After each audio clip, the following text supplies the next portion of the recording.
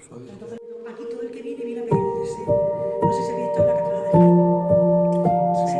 Allí está la Virgen de las Tijeras. Pues aquí en el Parque Natural de Cazorla, Segura y la Villa, es el único ángel que hay de las tijeras.